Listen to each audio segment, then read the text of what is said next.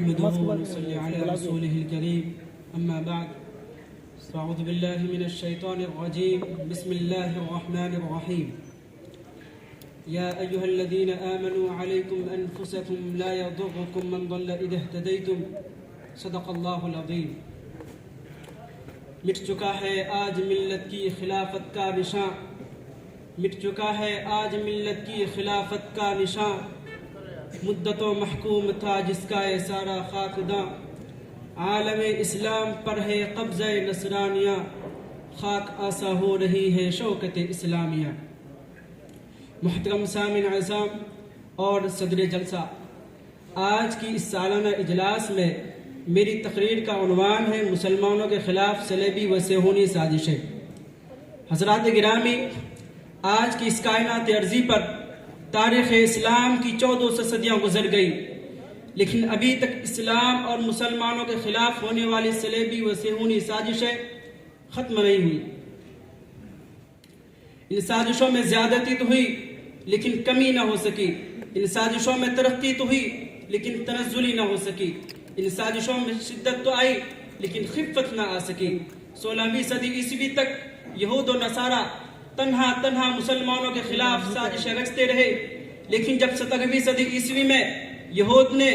عیسائیوں کے مذہبی مرکز یعنی پاپائیت کو اپنی سازش کا نشانہ بنایا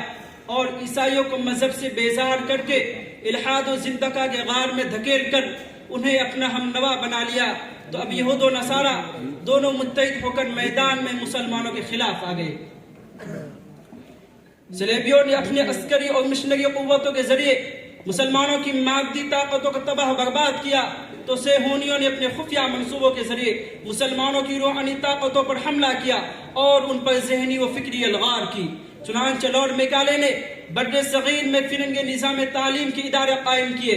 اور مسلمانوں کے ذہن و افکار اور تہذیب و اخلاق میں ایسا انقلاب برپا کیا کہ ان اداروں سے نکلنے والے نام کے تو مسلمان ہوتے لیکن ذہن و افکار کے اعتبار سے انگریز.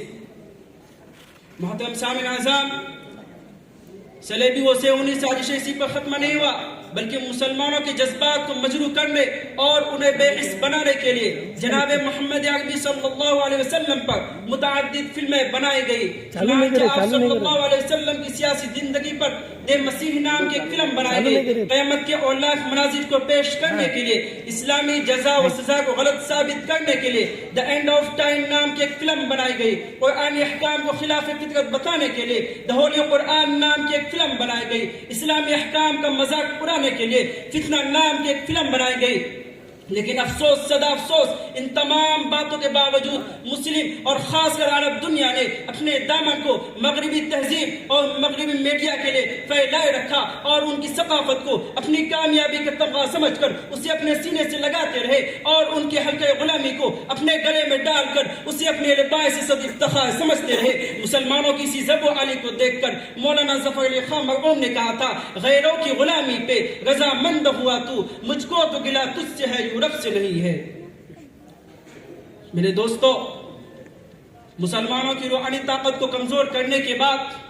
صلیبی و صہیونی افریتوں کا دوسرا ہدف مسلمانوں کی مادی طاقت کو تباہ و برباد کرنا تھا. چنانچہ یوں تو 19ویں صدی ہی میں یہود نے تسخیر عالم اور عظیم تک اسرائیلی ریاست کے قیام کا منصوبہ بنا لیا تھا اور اس پر کسی قدر عمل درآمد شروع بھی کر دی تھی.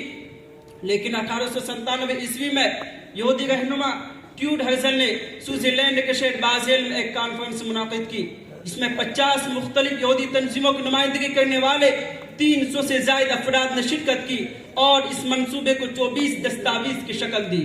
کانفرنس کے بعد یہود اپنے اس منصوبے پر عمل کرنا شروع کر دیا اور دریائے اردن کو پار کر کے فلسطین کی جانب اپنی آبادیاں بنانی شروع کر دی. چنانچہ 1916 میں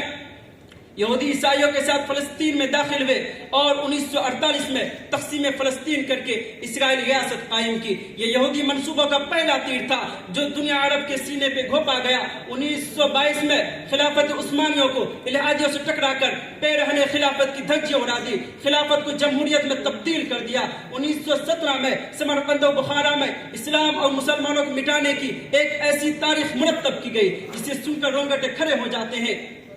फरवरी 1969 में मोहम्मद रजा शाह पहलवी को ईरान के इख्तिदार से उतार कर खुमैनी को सदर बना दिया गया और इस तब्दीली हुकूमत को इस्लामी इनकलाब का नाम दिया गया। खुमैनी ने अगर एक तरफ ईरान में मुसलमानों के खून की नदियां बहाई तो दूसरी तरफ इराक से 7-8 साल तक मुसलसल जंग जारी रखी, जिसके नतीजे में पूरी खलीज यहूद और नसारा के कब्जे में चली गई। 20 दिसंबर 1979 को रूसी अफवाज को अफगानिस्तान में दाखिल कर दिया गया ताकि इस्लाम के गिरते हुए आलम संभालने वाली आखिरी जमात को इस सफाए हस्ती से मिटा दिया जाए। लेकिन शेख अब्दुल्ला अज़्ज़ाम 1.5 लाख मुजाहिदीन को लेकर लड़ता रहा और 1988 में रूस के परखच्चे उड़ा दिए। 11 सितंबर 2001 में वर्ल्ड ट्रेड सेंटर को लेकर एक बार फिर अमेरिका ने अफगानिस्तान पर हमला किया और तारीख इस्लाम के सीने पर एक और नासूर का इजाफा करके अफगानिस्तान पर काबिज हो गया। सुकूती अफगानिस्तान के बाद इराक एक ऐसा ताकतवर मुल्क था जो सलेबी व सेहूनी से टक्कर ले सकता था, लेकिन 20 मार्च 2013 को अमेरिका ने बिल क्लिंटन के तरीके पर इराक पर हमला किया और आलम इस्लाम मुसलमानों की 1 अरब 70 करोड़ आबादी और 50 लाख अफवाज रखने के बावजूद भी इराक को ना बचा सका। अफगानिस्तान और इराक को अपनी जुल्म ज़्यादती का निशाना बनाने और उन पर हमला करने की वजह से जब अमेरिका की इक्तिसादी हालत तबाह बर्बाद होने लगी तो अमेरिका ने अपनी हालत को दुरुस्त करने के लिए इस्लामी ममालिक के तेल के जखीरे पर कब्जा करने का फैसला किया। लेकिन लीबिया एक ऐसा मुल्क था जो 40 साल से उसकी राह में आइन था, लेकिन जब 2011 में जमहूरी इनकलाब आया तो अमेरिका ने बहाना बनाकर लीबिया पर हमला करना शुरू कर दिया और लीबिया को तहस नहस करके रख दिया। काश कि अरब ममालिक समझ जाते और खुदा के सामने सर झुकाते तो आज उनको कुफ्र के सामने सर झुकाना नहीं पड़ता, आज फलस्तीन को इस तरह तबाह बर्बाद होते देखना नहीं पड़ता। लेकिन फिर भी फलस्तीन के अवाम और मुजाहिदों ने इस्लाम के दिए को कहीं अपनी जाफशानी, कहीं अपने बच्चों की कुर्बानी, कहीं अपने इश्क वफा की हरारत से जलाए रखा और जाते जाते दुनिया को ये बताते गए, भुला सकेगी ना अहले जमाना सदियों तक मेरी वफा मेरे इश्क जुनू के अफसाने, जहां जहां नजर आए तुम्हें लहू के चिराग, मुसाफिरान मोहब्बत हमें दुआ देना। वमा अलैना इल्लल बलाग।